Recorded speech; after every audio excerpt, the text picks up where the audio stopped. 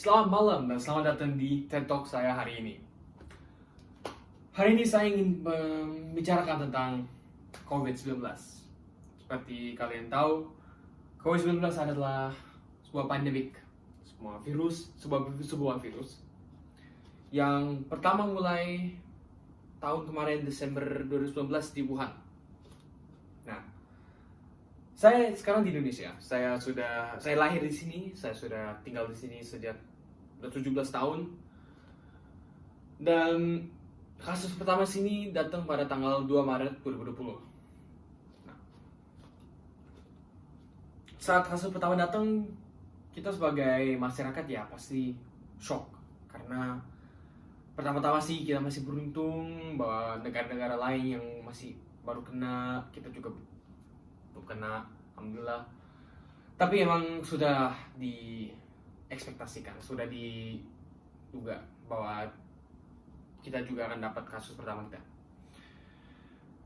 Waktu pertama datang, aku sebagai murid dan teman-teman saya kita kaget.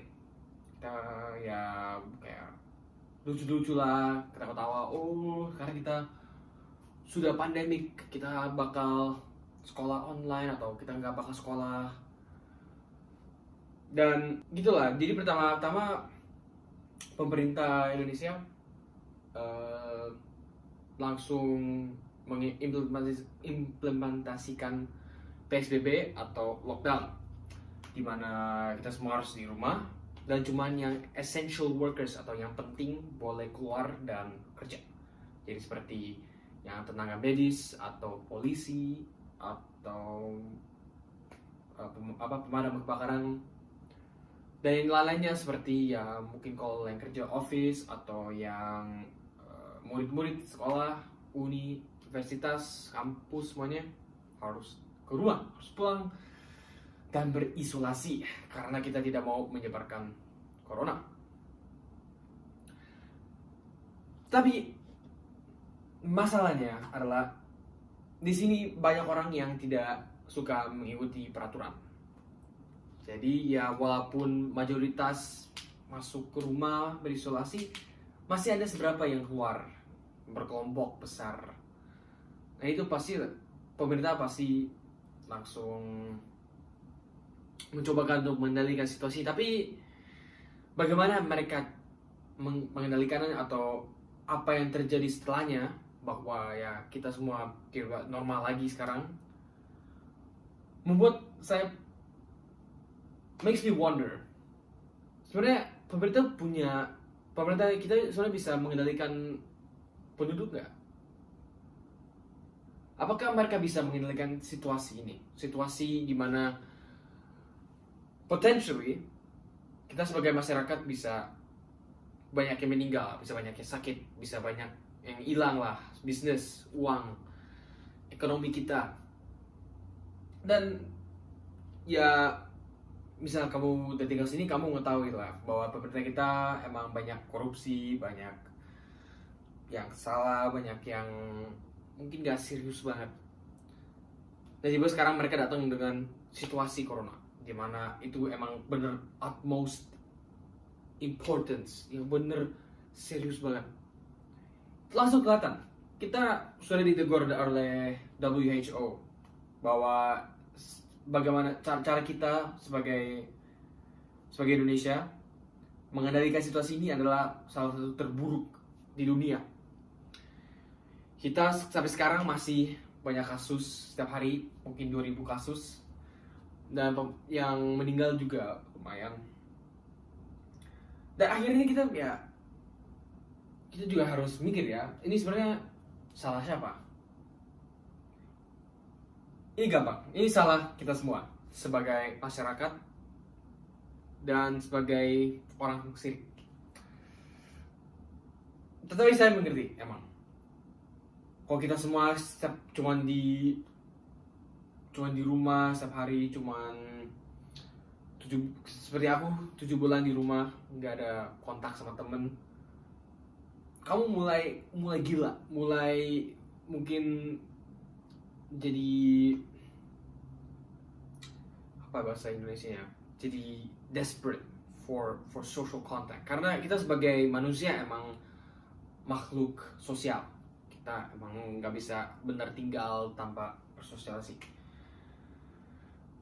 Nah masalahnya Indonesia sini kita sebagai masyarakat atau pemerintah memutuskan bahwa bisnis seperti bowling atau biliar atau mungkin bukan archery sih, main go-kart dan lainnya itu masih boleh dibuka, tapi sekolah enggak.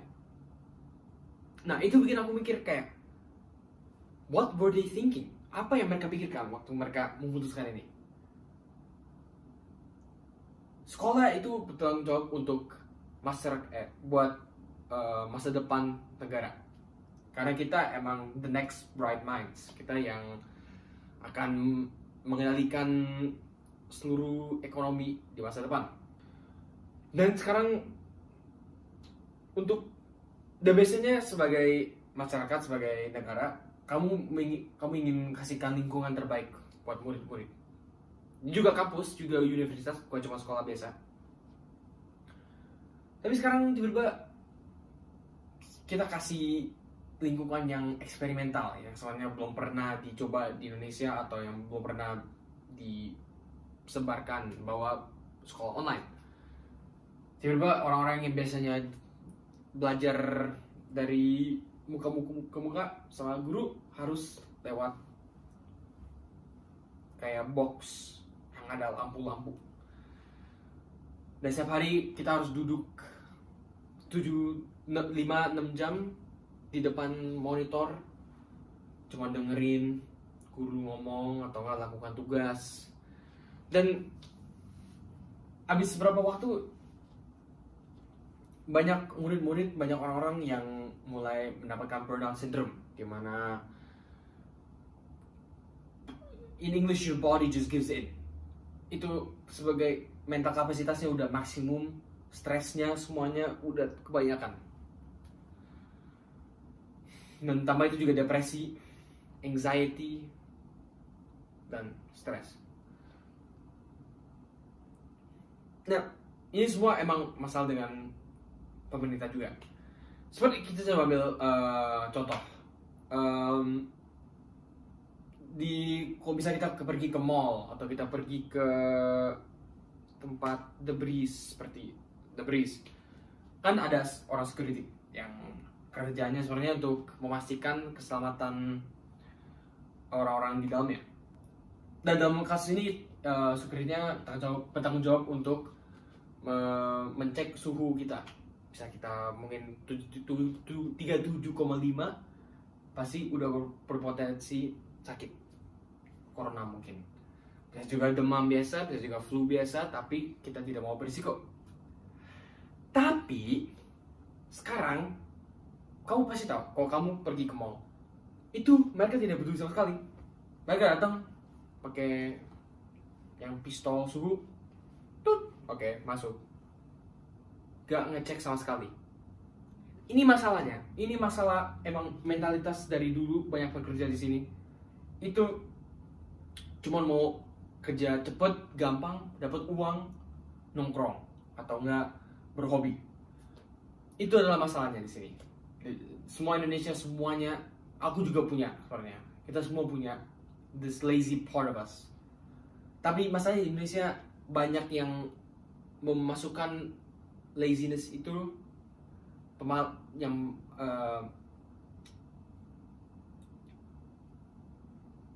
pihak their lazy side, they bring their lazy side into the work field. Itu masalah utama di Indonesia sebenarnya. Dari dulu, bukan cuma karena corona. Nah karena itu seperti di Aeon Mall yang dekat sini, di BSD, seluruh mall harus dikarantina, harus ditutup karena satu orang atau beberapa orang kena corona. Ada yang masuk yang punya corona dan dapat corona dan nyebar. Dan ini bukan cuma di daerah sini, ini terjadi di mana-mana. Dan untuk utama itu kita semua tiba-tiba sekarang banyak orang yang keluar lagi seperti normal.